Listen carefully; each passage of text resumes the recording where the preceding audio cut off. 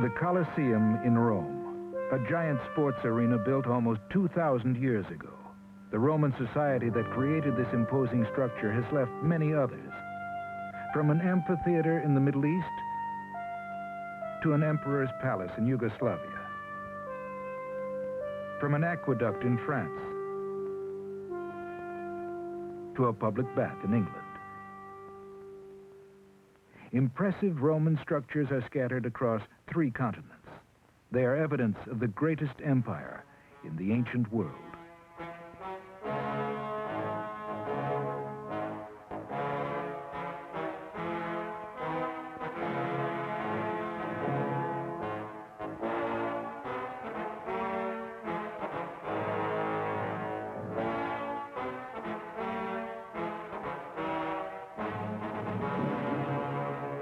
At its height, the empire included about 75 million people, living on these lands around the Mediterranean. Capital of the empire was Rome, and the history of the empire begins in that city.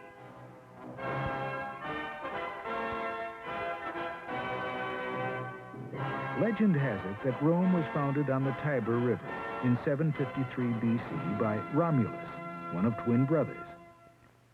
The archaeological evidence indicates that tribes from Central Europe may have crossed the Alps about 3,000 years ago and settled in Italy.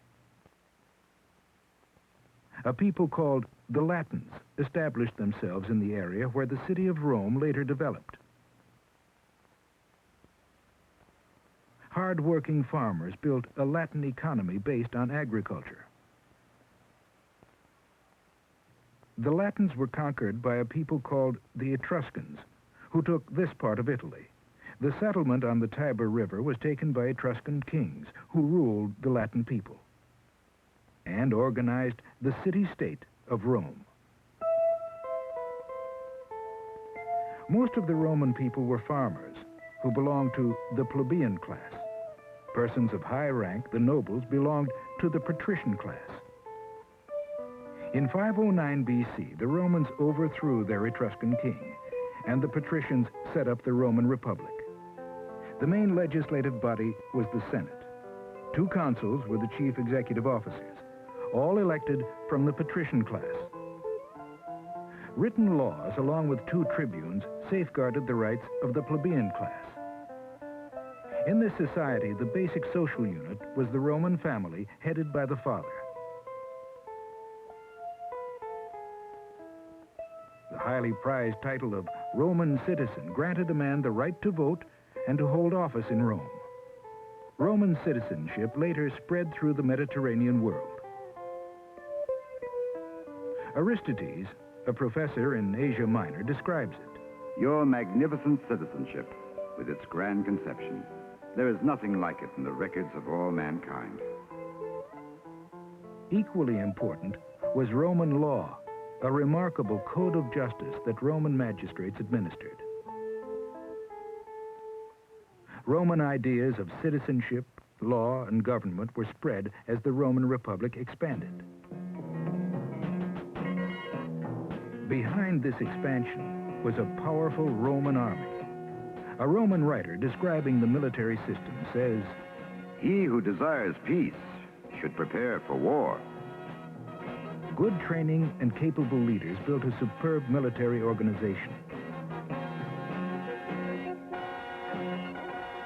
The standards of Rome were carried farther and farther by the armies of the Republic.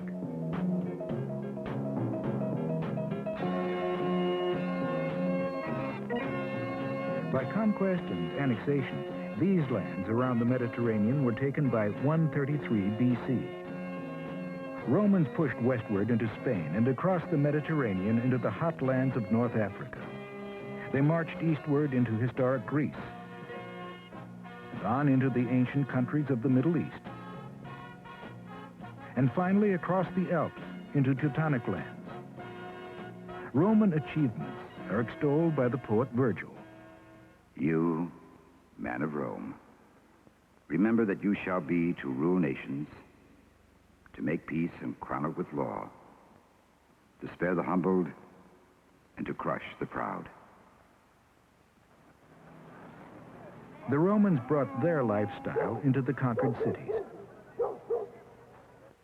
The wealthy built beautiful villas in the countryside. The statesman and philosopher Seneca writes, "Wherever the Roman conquers, there he dwells." And wherever they lived, Romans enriched their lives with the cultures they absorbed from conquered peoples.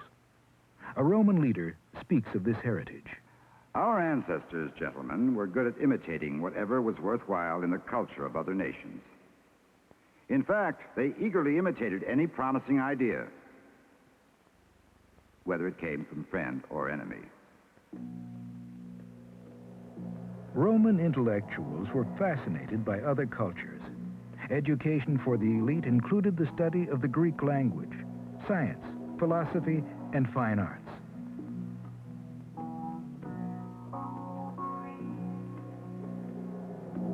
But the qualities of the Roman character that Roman thinkers admired most, soberness and dignity, integrity and moral strength, these were giving way in the 2nd century BC to luxurious living and greed. Wealthy nobles were buying up large tracts of conquered lands and using captured people as slaves to farm their big estates. Small farmers with only 4 or 5 acres couldn't compete with the big landowners. They gave up the struggle and drifted into Rome in search of jobs. But there would be no work in the city. The unemployed joined others who were depending on the government for their food. By 100 BC, society was becoming divided between rich and poor.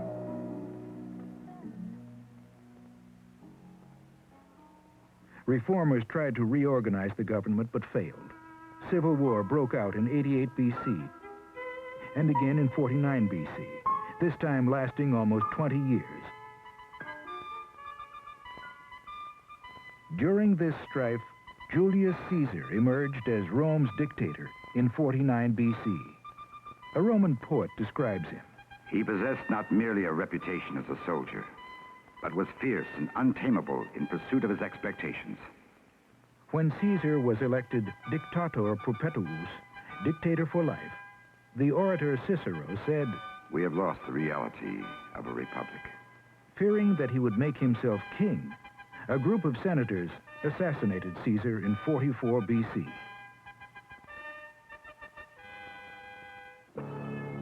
Caesar's heir was his grandnephew Octavian. Under his absolute rule, the Roman Republic became the Roman Empire. In 27 BC, the Senate gave him the title of Augustus, meaning the majestic. Augustus said his purpose was to be the author of the best possible government. As the first Roman emperor, he ruled a Roman world that reached from Rome and embraced most of Europe, as well as lands in Asia and North Africa. Augustus also rebuilt much of the city of Rome. He found Rome brick and left it marble. So said a Roman historian. Now the empire entered a period of 200 years of the Pax Romana, the Roman peace. A Roman writer of the 2nd century talks of it. The age-old curse of war has been put aside. The whole world keeps holiday. During the 2 centuries of the Pax Romana, about 75 million people could travel and trade in complete safety on a system of Roman roads that tied the vast empire together.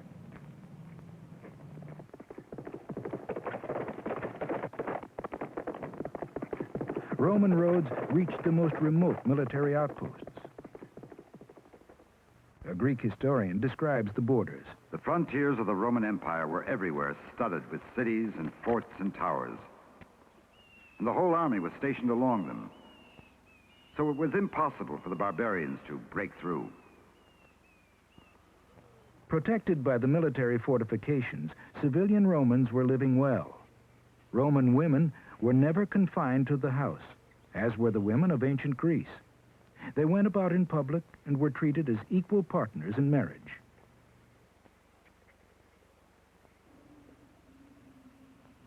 In the public baths, Roman men liked to discuss politics, business, and problems of everyday life. Their thinking was influenced not only by the intellectuals and philosophers of ancient Greece, but also by religious ideas from Egypt, such as the ancient cult of Isis and Osiris. And from the Roman province of Palestine came a new influence, Christianity. The Roman historian Tacitus wrote, "This name, Christians, comes from Christus, whom Pontius Pilate condemned to death. But the abominable superstition which had been suppressed for a while became widespread once more." In the 1st century AD, the infamous Emperor Nero began the persecution of the Christians. Later, in the Colosseum, Romans watched Christians being put to death for their refusal to recognize their emperor as divine.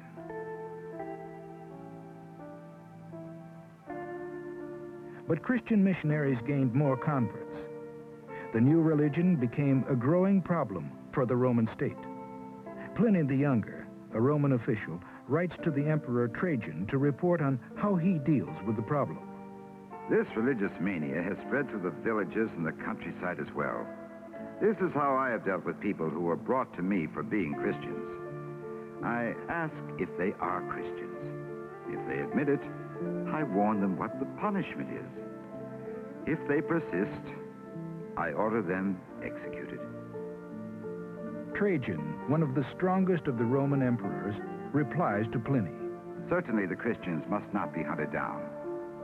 But if they are found guilty, then they must be punished, with this exception. If anyone denies he is a Christian and makes this clear by praying to Roman gods, he must be pardoned." But other changes, too, were occurring in Roman religion. In the Roman army, the old imperial way of life was being changed by influences from the East. The worship of the Persian sun god Mithras was spreading. And yet, vigorous emperors like Hadrian worked hard to preserve the empire. The grandeur that was Rome can still be seen in the imposing mausoleum he built for himself in Rome. Hadrian made it his policy to improve the army and to maintain the imperial frontiers. As his successor, Hadrian named Antoninus Pius, one of the best-loved of Roman rulers. Difficulties increased for the next emperor, Marcus Aurelius. Much of his reign was spent in repressing attacks on the borders of the empire. Between battles, he set down many of his ideas in a philosophic work called Meditations. He wrote, "A man should be upright and not be kept upright. He had also written, The universe is change." and changes came fast after Marcus Aurelius. By the 3rd century AD, the army was no longer loyal to Rome, but only to its own commanders. Emperors won the throne by buying the allegiance of the army. Words of the 2nd century historian Tacitus anticipate these times. "The Romans are the only men on earth who attack poor and rich with the same enthusiasm. Robbery, murder are all disguised under the name empire." The disastrous events of the 3rd century marked the beginning of the decline, a terrible epidemic, a declining supply of wheat, and invasions by barbarians. A Roman historian describes the breakdown. "Our history now plunges from a kingdom of gold to one of iron and rust." Near the end of this tragic century, Diocletian became emperor. Of him, Eutropius, a Roman historian, says, "Diocletian was a shrewd character, gifted with a penetrating intelligence." Diocletian tried to stop the decline by reorganizing the government. He divided the empire into 2 parts, West and East. In Byzantium, he ruled the East. He appointed a co-emperor to rule the West. One result was a great increase in government officials. A huge, top-heavy bureaucracy was created. A heavier burden of taxes was levied. By imperial decree, Diocletian tried to stabilize the economy. A kind of totalitarian state was developing. Tradesmen were bound to their jobs. Tenant farmers were bound to the land. Wages and prices were controlled. The prices of 800 different items were set, from the cost of a chicken to the price of a piece of cloth. But all his regulations could not stop the soaring inflation that helped destroy the Roman economy. Constantine, another of the strong emperors, tried to stop the decline. He had won the throne in a crucial battle that his biographer, Eusebius, describes. When the day was already declining, the emperor had seen with his own eyes, so he said, the victorious emblem of the cross formed out of light, and near it the words, "Through this you will conquer." Believing he had won through the help of Christ, the victorious Constantine ended the persecution of the Christians.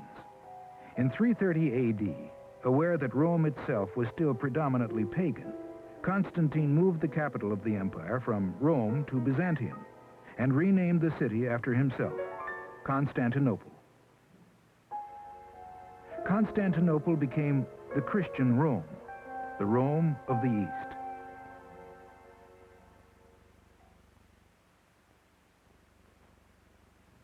A century later, after repeated Teutonic invasions, the Western Empire at last fell.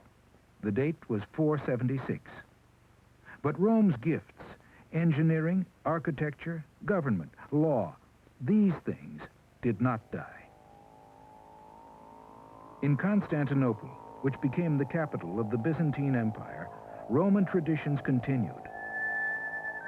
The imperial court of the Emperor Justinian was evidence of Roman power in the East. Justinian codified the entire system of Roman law. It included concepts of justice and individual rights we recognize today. No one is compelled to defend a cause against his will. No one may be forcibly removed from his own house. No one suffers a penalty for what he thinks. In inflicting penalties, the age and inexperience of the guilty party must be taken into account. Almost 2 centuries after Justinian, the Germanic king Charlemagne reunited most of Western Europe and dreamed of restoring the Roman Empire in the West. In the year 800, he went to Rome, where the Pope crowned him Charles Augustus, great and peaceful Roman emperor. The successors of Charlemagne created the Holy Roman Empire in the West, which lasted until the 18th century. In the East, Constantinople remained the capital of the empire for 1,000 years. Its fortifications held off attacks by the Ottoman Turks. But finally, a Turkish army stormed the walls of the city. Constantinople was captured in 1453. It was the end of the story that had begun 2,000 years before in the city of Rome. Perhaps these lines by a Roman poet sum it up. O Rome, bright star of stars in heaven above, you made a city out of all the world.